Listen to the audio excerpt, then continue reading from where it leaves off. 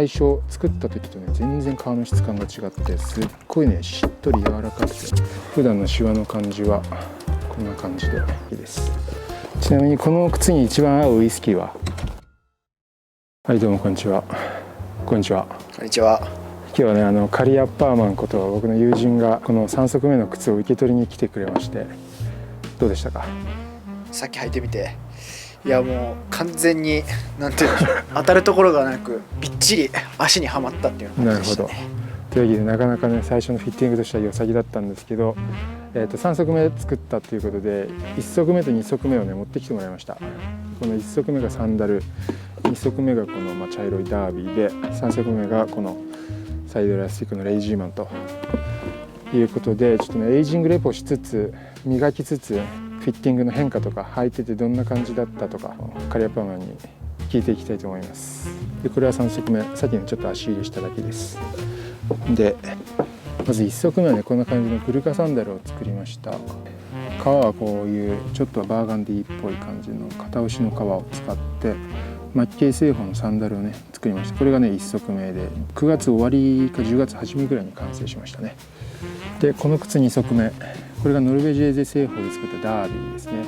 ここに手縫いのモカを入れて、これが特徴的なすくい縫いでノルベジェーゼ製法で作ったダービーで、これが11月半ばぐらいだね。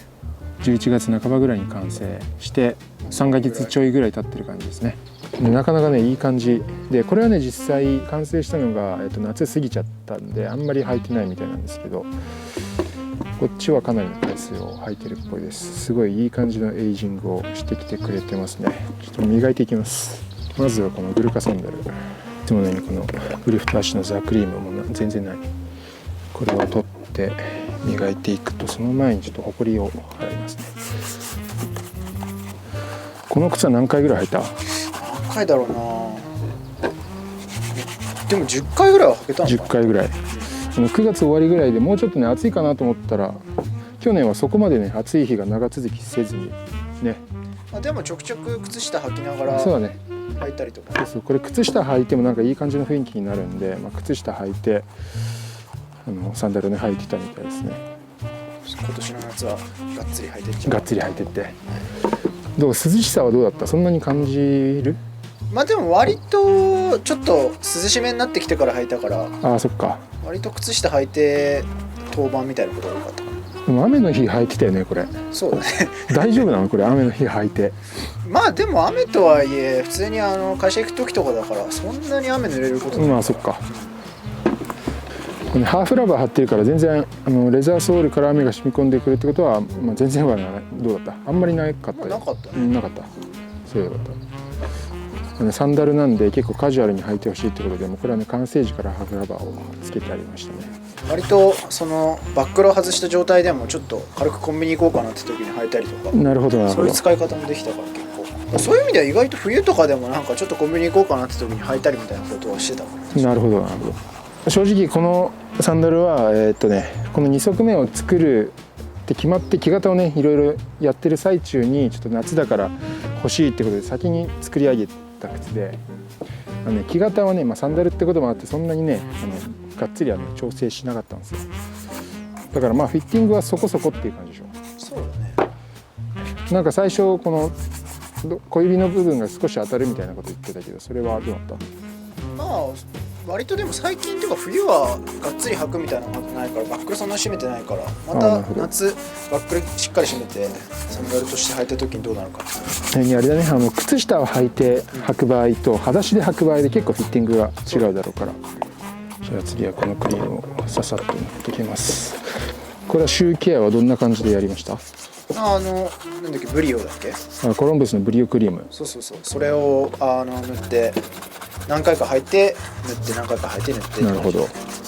革はね結構いい状態っていうか、そんなにエイジングはまだしてない感じだね。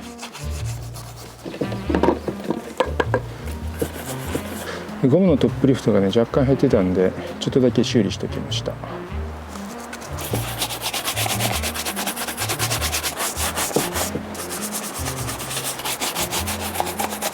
ちなみにこのサンダルは真鍮のバックルをねつけてるんですけど、結構最初ねピカピカだったのがもうかなりくすんで、酸化してくすんで渋い感じになってますね。ということでさっとクリーム入れて磨きました。なかなかいいツヤ感で、今年の夏どうエイジングしていくか楽しみなところですね。ちなみにサンダルとはいえビスポークとして作ってるんで、めちゃめちゃねこの土踏まずのあたりとかをガチガチに芯を入れてます。木型も結構丸めな感じでやってるんで、なんていうか可愛い雰囲気がねあります。はい、じゃあ次はこの2足目のダービーを磨いていきます。これ結構ね皮がいい感じになんていうか変わってきてるんで、すごい磨くのが楽しみですね。これは何回ぐらい履いた？30回ぐらい入ってんのかな多分。なるほど、結構だね。ペース的には3日に1回とか。そんぐらいのペースで入ってるかな。なるほど。シワの感じがこうなんか色抜けが少ししてるっていうか、ちょっとねこの辺が色が薄くて、かかととつま先が色がこういう感じがねすごいいい雰囲気です。でね、この触ると分かるんですけども、全然最初作った時とね全然皮の質感が違って、すっごいねしっとり柔らかくて、いやいい皮ですね。これはアノネイのアルカザールっていう片押しの皮ですね。ダブルソールでノルベージェ製法ちょっと硬いかなっていう気はしたんだけど、どうですか？いやもうまあ最初作ってもらって履き始めはちょっと硬めだなっていうふうに思ったけど、まあやっぱ履いて、3回とか10回とか重ねていくうちにもうどんどん足に馴染んできて、なるほど。中底が足にフィットしてきてる感じはあった？両方だね。やっぱ中底とアッパーと。なるほど。アッパーも少し最初当たる部分があったんだよね。ちょっとかかととかはちょっと当たるかなっていう感じで、あとまあなんつうんだろう、小指の下の骨のあたりも当たる部分あるよなって感じだったんだけども、今じゃ全くもうバッチリですね。なるほど、そこがね革靴は面白いっていうか素晴らしいところですね。やっぱりちょっと今の履いてて、3日に1回のペースになっちゃうから、もう一足欲しいななんて思ってちょっとなるほど頼ませてもらったっていう感じですね。ブラッシングをします。これも普段はブリオクリームでケアをしてると。そうですね。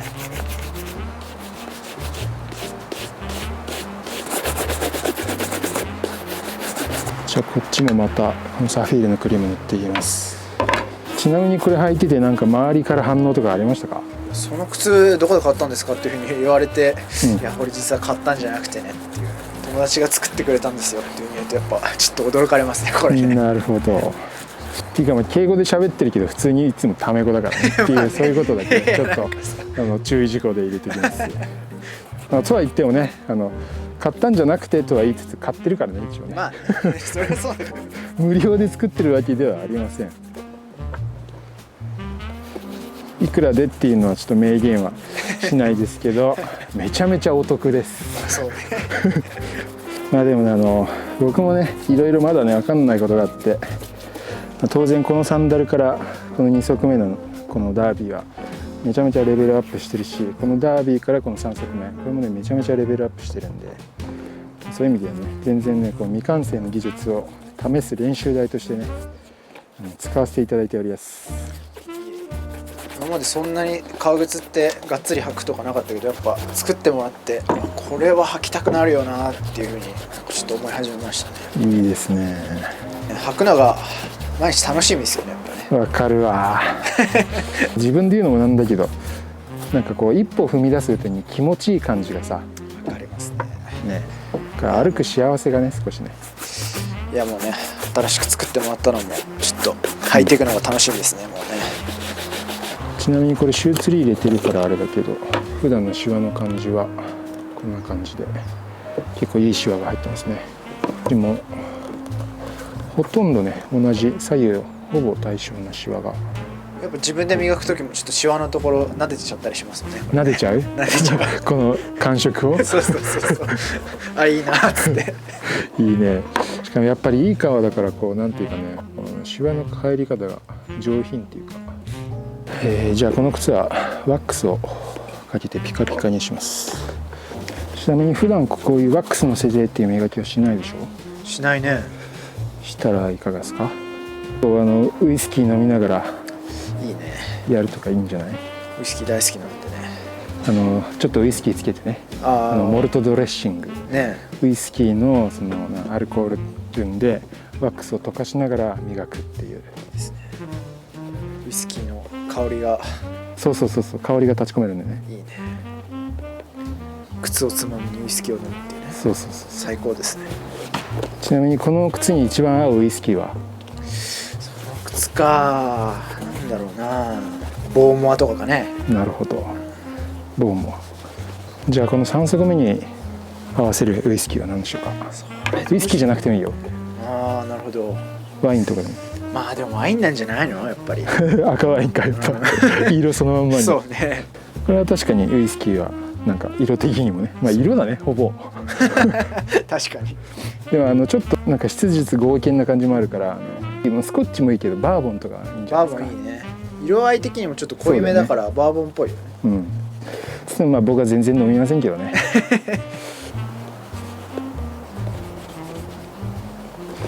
ちなみにこのノルベージェ製法のこのね、皮を編み込んだところ、この皮にもワックスを塗っておくと結構輝いてくれていい雰囲気なので、こっちにも塗っておきます。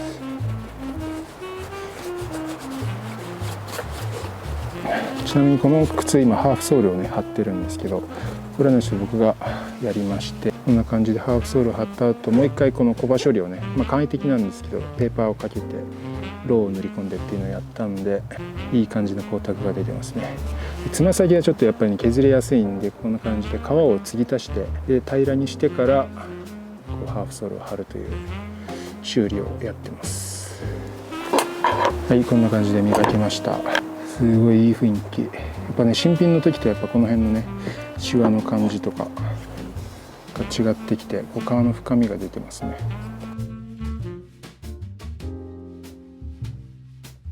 改めてツヤツヤですよ。どうですか？また履くのが楽しみになっちゃいますね。いちいちなんか変なんだよな、言葉が。まあ磨き終わったんで、2足目3足目、これね同じベースの木型を使ってます。そうなんでこの比較をするんですが、まあこっちがねダブルソールなんで、持った感じからして若干ね重いような気がする。でつま先をね木型、今回こうドレッシーな靴ということで少し長めに伸ばしました。木型がこれはちょっともう綺麗な木型になってるんですけど、これをベースにしてこっちをね作りましたね。まああんまり分かんないかもしれないですけど、つま先の長さを3ミリ4ミリぐらいに伸ばして少しこうドレッシーめな雰囲気にしてますね。で、レイジーマンということでちょっとね普通紐靴よりも少し難しいんで、それ用にフィッティング調整をしてあります。こうしてみるとね全然違う雰囲気の靴です。本当にこっちはカジュアルな、もうパッと見でカジュアルな靴分かりますけど、ジーンズとかにね本当によく合いそう。こっちはクラシックな重厚感のあるドレッシーめな靴。やっぱりこういうのはねスラックススーツみたいなのに合わせてもいいけど、やっぱりジーンズみたいなの意外とねカジュアルに履けるかもしれない。こうつま先を少し伸ばしたといってもそんなにねやってはいないので、そこまで場所を選ばず履けるのかな。こうやって見ると結構サンダルねつま先が上がってますね。トースプリングっていうこのつま先の反り上がりなんですけど、こいつはね木型が本当に別物です。こいつとこいつは似たというか同じような木型を使ってて、やっぱカジュアルなっていうのもあって少しねこう上がり目な、こっちの方がこう転がる動作があるんで、歩きやすいとは言われてますね。でこっちの靴とこっちの靴とスプリング自体は一緒なんですけど、やっぱこっちの方が履いた分少し反り上がって若干ねつま先が上がってる感じ。はい、ということで、今までね自分の靴は、履いて磨いてっていうのをね結構動画で出してるんですけど、人の靴はあんまりやってないというか初めてかもしれないですね。こうやって自分の作った靴がちゃんと履かれてなんかその状態が見れるのはね研究にもなるし単純に嬉しいですね。というわけで3足作ったわけですが、次行っちゃいますか。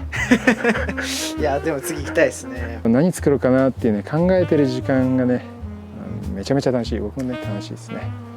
こんなのありじゃないこんなのありじゃないって言われるのねすごい楽しいねやっぱね。コードガンとかね、いいね。シャークとかシャークね。スウェードもいいよね、カジュアルな。